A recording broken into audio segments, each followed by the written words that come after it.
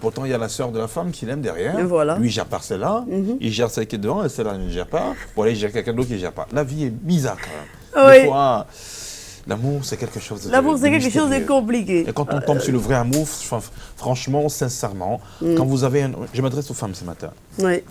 Parce qu'il y a des femmes qui n'arrivent pas à lire véritablement le vrai amour. Ah, d'accord. Quand vous avez un homme qui vous aime du fond du cœur, qui fait des choses véritables, qui vous amènent à comprendre que cet homme vous aime, eh bien, évitez un petit peu, des fois, de chercher les poux sur la calvitie. Parce que quand vous commencez à chercher les poux, il n'y en a pas, eh bien, ça commence à tout faire foirer et ça énerve. Donc, du coup, quand on vous aime, laissez-les vous aimer tranquillement. N'allez pas chercher encore ce qui n'existe pas. Parce que c'est aussi ça le fort des femmes. Quand on vous montre qu'on vous aime, des fois vous avez envie de vous asseoir sur notre tête et de nous appuyer en dessous. Mais bon, vous savez ce qui arrive quand vous faites ça? Alors, c'est du grand n'importe quoi. Merci Je savais que la réponse devait être ça. C'est du grand n'importe quoi, Chouchou. Parce que quand on aime, on doit pas calculer, on ne doit pas chercher.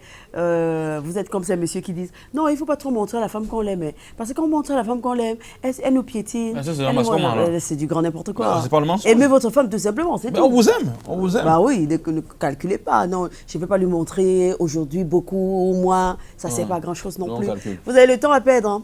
Allez, on va se rendre à l'hôpital de Malte de Njombe. Vous connaissez cet hôpital-là.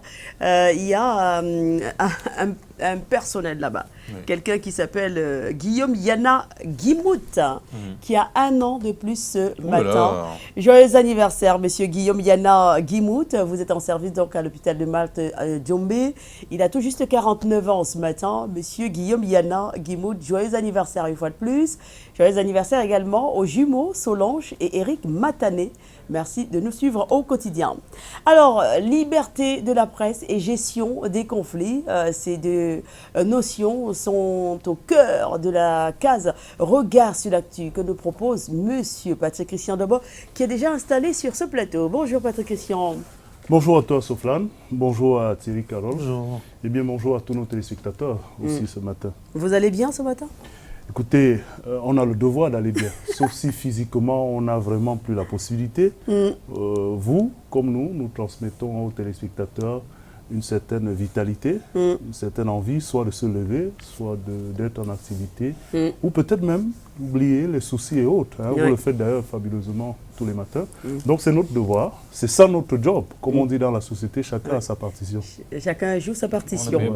Alors la mise en garde du MINAD, qu'est-ce qui fâche? On se pose la question.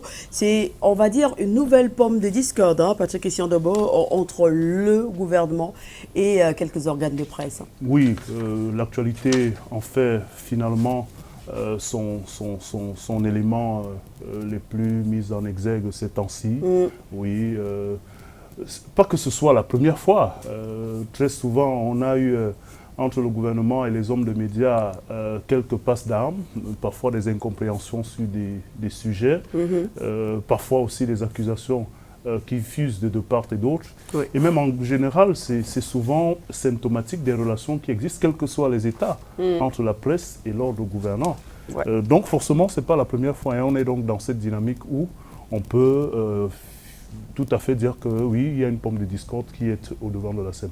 Alors, si vous me permettez, pour revenir sur les faits de ce cas de figure, celui qui est aujourd'hui l'objet de cette querelle-là, et on met bien querelle entre guillemets, c'est cette sortie il y a un peu plus de 48 heures du ministre de l'administration territoriale qui revenait à la fois sur certains incidents récents, certains drames qui se sont produits où des accusations parfois ont été portées contre l'armée avec plus ou moins de véracité sur les faits et aussi certains rapports ou tout au moins ces synthèses qui ont été faits soit individuellement, soit par des personnes avec le couvert d'organisations non gouvernementales, soit même à l'échelle nationale.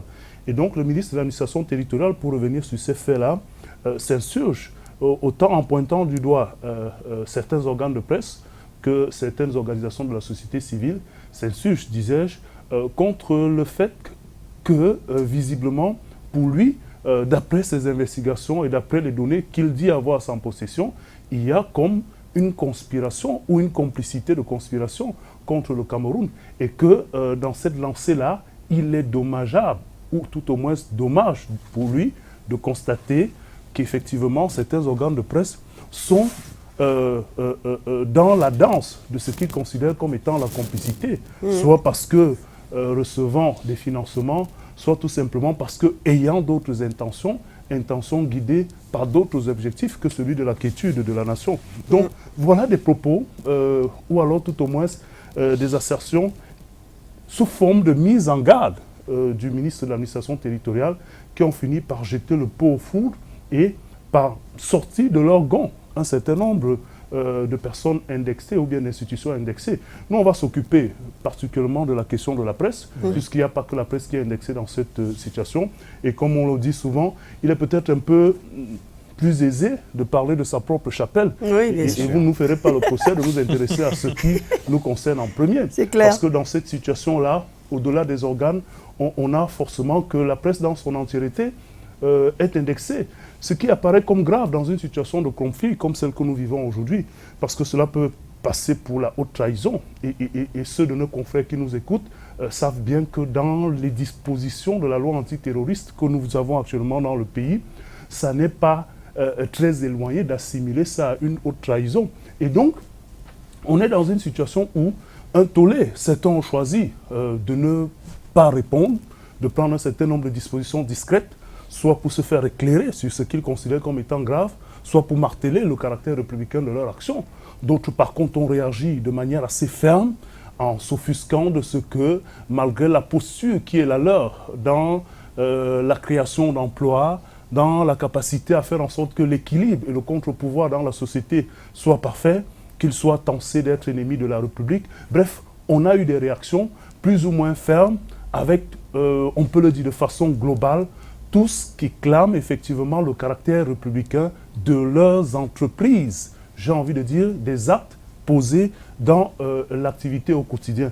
Donc voilà une nouvelle paume de discorde qui est revenue et qui revient surtout sur le volet de l'activité sécuritaire qui est aujourd'hui très délicate dans certaines parties de notre pays. Sur le volet de l'indexation parfois de quelques-uns de nos forces de défense et sur le volet du rapport entre justement la presse et l'ordre gouvernant chez nous. Donc une nouvelle paume de discorde qui laisse quand même pantois, alors que on sait très bien que dans cette situation-là, nous avons d'une part le rôle du gouvernement, le rôle de nos forces de défense, mais aussi le rôle de la presse et de la société civile. Comment donc imaginer qu'une situation comme celle-là puisse finalement, au-delà justement, soit du choc, soit de la colère, soit de l'indignation, puisse ramener les protagonistes à une table pour s'expliquer et peut-être pour voir si les points de divergence ne sont pas des incompréhensions profondes, ou alors pour envisager le fait d'extirper le mauvais grain ou livrer du bon grain. Et donc voilà la situation telle qu'elle se présente et qui présente plusieurs facettes qui d'une manière ou d'une autre peuvent être inquiétantes parce que autant on parle de l'ordre gouvernant que de la presse, on peut dire que ces maillons-là sont essentiels pour l'équilibre de la société. Et alors là, le mal s'avère bien profond. Oui, le mal est bien profond parce que quand on écoute les termes, les propos qui sont sortis de part et d'autre, on peut se dire que oui, le mal est profond. Et vous savez, pour nous journalistes, dans une situation comme celle-là, parfois, lorsque vous êtes observé ou lorsque vous avez la possibilité, comme nous, d'avoir une petite tribune comme celle-ci qui peut vous permettre d'émettre une ou deux idées analytiques, il est très facile de se voir opposer un certain nombre de questions ou bien d'attendre de voir en se disant, il faut choisir son camp. Quel est votre camp dans cette situation-là? Vous êtes de la presse. Est-ce que vous êtes donc de ceux de la presse qu'on considère comme étant républicains? Est-ce que vous êtes de ceux de la presse qu'on considère comme étant ennemis de la République? Quel est votre camp? Écoutez, il n'y a pas de camp à choisir dans une situation comme celle-là. Autant l'équilibre de la République nous est important parce que sans cette République, personne n'est en activité. Autant pour nous journalistes, on a envie de dire la seule religion, c'est la liberté de la presse.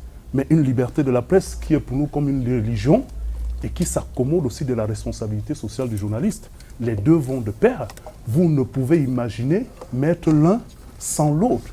Et donc, dans une situation comme celle-là, nous avons, au-delà du devoir de confraternité, nous avons l'obligation de regarder profondément ce qui est dit. Et puis nous, on peut se dire aussi, écoutez, même si vous avez un enfant dans votre maison, la meilleure manière de lui opposer, s'il serait même vrai, un certain nombre de fautes qu'il a fait, c'est avec du tact. Tout à fait. Vous ne parlez pas à votre enfant comme si vous parlez à un enfant. Permettez-moi de reprendre cette expression. Parce que même si c'est un enfant, il y a de la dignité dans l'expression que vous lui transmettez. Et peut-être que c'est cette manière digne de s'adresser à votre enfant qui pourrait éventuellement, dans le cas d'une faute, lui permettre de faire comprendre combien il est important et combien on ne voudrait pas qu'il se trouve dans l'erreur et qu'il soit plutôt un maillon important dans le giron familial. Voilà un peu des métaphores qu'on peut utiliser pour se dire que dans la posture de journaliste, on a d'abord le devoir de regarder en s'indignant, en se disant « Bon, écoutez, ça n'est peut-être pas une affaire d'organe de presse à qui on s'adresse, c'est une affaire forcément de la relation qui devrait exister entre la presse et l'ordre gouvernant. Une presse, certes, responsable, une presse qui est fière de ses exigences en matière éthique et déontologique, mais une presse qui reste le contre-pouvoir, par le quatrième, comme on a coutume de le dire, le contre-pouvoir nécessaire à l'équilibre démocratique et au développement des institutions de notre pays. Parce que vous savez bien que l'homme, à la tête des institutions, s'il ne sent pas un contrepoids, il a parfois la facilité d'aller vers des libertés qu'on peut considérer comme libertinage dans la gestion des autres entités qui l'entourent. Malheureusement, si on le dit en demandant peut-être un peu plus de tact dans la manière de communiquer ou de gérer le relationnel avec la presse, il est important aussi que nous, de la presse, nous nous disions, écoutez, peut-être que nous avons l'obligation nous-mêmes de nous mettre en rang serré pour extirper ce qui n'est pas bien entre nous et pour ne pas laisser le temps ou le soin à quelques-uns de s'immiscer dans ce qui est considéré comme étant notre propre chapelle. Même si cette chapelle-là a des influences plus ou moins négatives sur la société, nous avons l'obligation en tant que journalistes de faire un front commun et de se dire qu'on ne peut pas se laisser donner des leçons tout le temps parce que parmi nous, il y aurait des brebis galeuses. Cela n'est pas possible. Et la position de contre-pouvoir que nous avons dans la société nous oblige même à le faire. Nous oblige à le faire parce que si nous ne le faisons pas, évidemment, n'importe qui, n'importe comment, va venir nous donner des leçons sur ce que nous sommes appelés à faire le mieux dans la société. Et puis, simplement, on doit se dire aussi que nous ne disons rien qui soit des inventions de notre part. C'est le principe chez nous. Les faits sont sacrés, les commentaires sont libres, mais en même temps, dans la relation qui nous est imposée, surtout en situation de conflit, on doit se dire les silences venant parfois de l'ordre gouvernant peuvent être fatals parce que la nature a horreur du vide. Et quand il y a des silences, parfois ça va dans tous les sens et à la fin, tout le monde est accusé. Voilà donc qui dit ce matin dans le cadre de Regard sur l'actu. Monsieur Patrick Issar, d'abord merci, on se retrouve vendredi. Ce sera avec le même plaisir, surtout qu'on se rapproche de plus en plus du jour où Soflane va se dévoiler. Quelqu'un m'a demandé, vous aviez le voile avant, pourquoi vous voulez vous dévoiler? J'ai dit, oui, j'avais une voile, le voile avant. Merci beaucoup, monsieur Patrick Issar. Excellente journée à vous. Allez, il est quoi? Presque 8h, 7h54 minutes, chouchou. Oui, on va parler de santé dans quelques instants avec un docteur que nous avons trouvé sur ce plateau, juste après cette petite transition.